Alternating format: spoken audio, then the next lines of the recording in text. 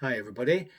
As promised, I thought I'd give my thoughts on the season just gone and the way ahead, what might be in store for us, especially in terms of transfers in the next month or so.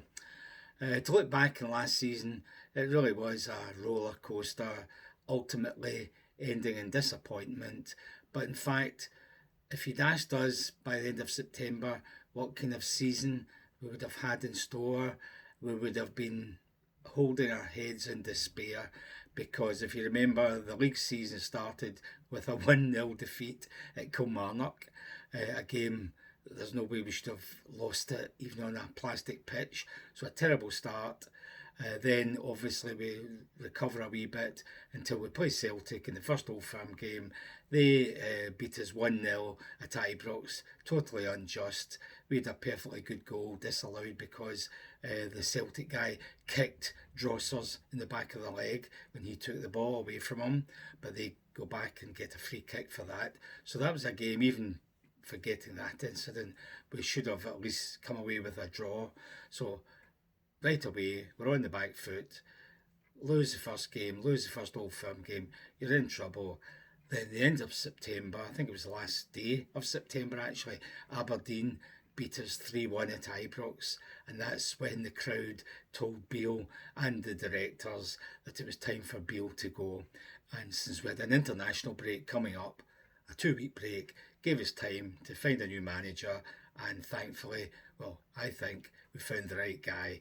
Philippe Clement is an imposing character. He's got authority, he's got a stature, he seems to know what he's doing, he's got a good pedigree in Belgium.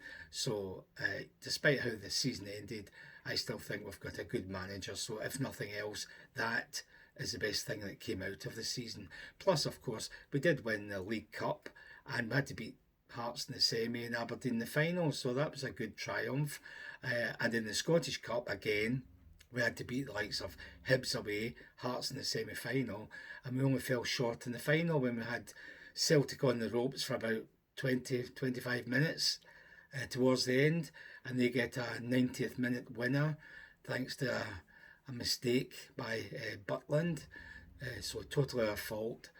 I'm sure we would have beaten them had it gone into extra time. So that was the cup gone, and the league was going fine. Great recovery. We went top of the league this year. I think it was February. Then we went back, but we had games in hand. So if we'd won our games in hand, we would have been 2 points ahead. And of course, we didn't. And draw at Ibrox against Celtic was really the beginning of the end. I would say from the middle of April onwards, that's when we dropped our points to Ross County away, Dundee away, Celtic, the draw at home, then of course the win for Celtic at Parkhead just was the final nail in the coffin. So we blew it at the end. Players out of form, too many injuries, especially injuries to the guys like Sima, who was our best player in the first half of the season, till he got injured in January, and he never really came back. So that was unfortunate. Cortez was looking good when he came in January. He played about 4 or 5 games. That was him injured and out for the rest of the season. So these two guys would have made a difference. I don't know about Danilo, who'd been out for most of the season with 2 bad injuries. If he's up to the task yet, he might be. He didn't show me enough to think he's a guy that's going to score 20 odd goals a season. So it would have been handy to have him anyhow, at least to bring on. But he was out for most of the season as well. So the league blew up in our faces really in April, and it was a case of what might have been, especially if the guys had been fit or we'd had some of the better players in form. The likes of Lundstrom lost form the last month or so, so that was unfortunate. So an up and down season, more up than down, apart from the last month. So we can have reason to be optimistic, I would say.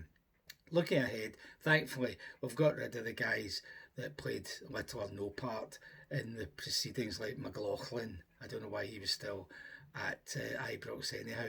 So McLaughlin's gone.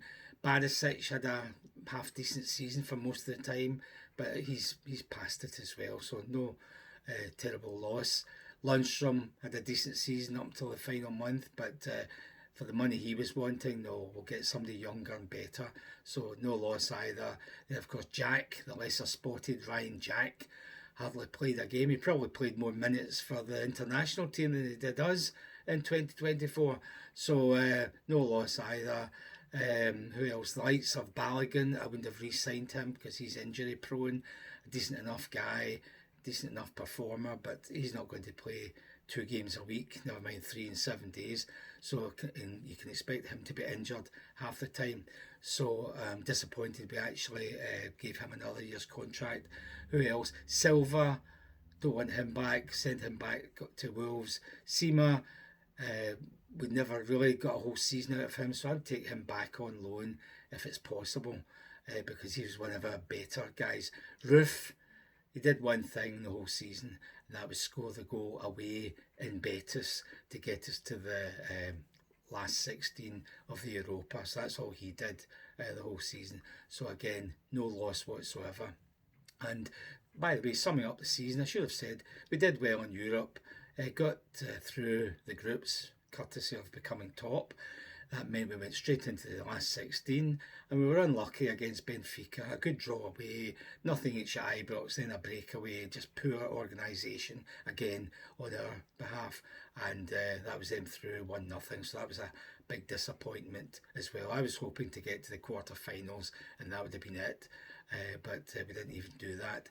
So now these guys have all gone, apart from Balogun, all the ones you would expect to go.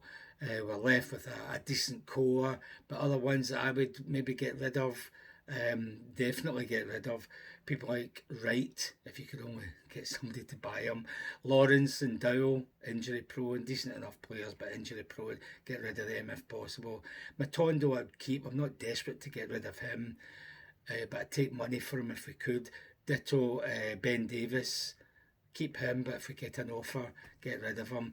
Ditto Yilmaz, if we get 3 million for him, take it, but if not, keep him. We've already got a replacement in the last week or so for him. So him, keep Golson, but if we can get money, get rid of him, and especially get rid of Tavernier if we get money for him. I don't want to see him the captain next year. It'll be same old, same old. So there's a few people we could get rid of, could get money for. Let's see how it all pans out. But we have got a few newer guys. I say we've got Cortes back in loan, but of course he'll play hopefully the whole season this time. And Diomande looks good, so hopefully he'll improve. And we've got the new left back, Shefty, Brazilian, so it remains to be seen obviously how he'll be. But that's promising. We could sell Yilmaz, get the money for him, and we've already got a guy that's used to Europe already in Shefty. So that looks good. Who else have we got? We maybe have Liam Kelly coming in as a backup goalkeeper, especially if it looks like McCrory's leaving.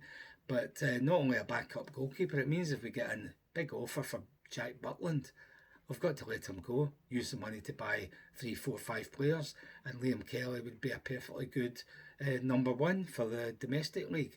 So we've got one guy in, one coming in. We lost this guy, Cordoba, who would have been a good central defender by the sound of it. So there's quite a few places we need to improve, especially striker. We need 2 strikers. We can't go in with Drossers as the first pick, even if Danilo is fit again. So we need 2 strikers at least, and maybe at least another central defender, maybe even 2. So let's hope they're doing all the homework and they're working behind the scenes to produce these guys in the next few weeks so they can join in pre-season training and be up for the Champions League qualifiers, which start in August. So forget about Rangers until we hear we've signed somebody, and look forward to next season, which can only be better than the season gone by.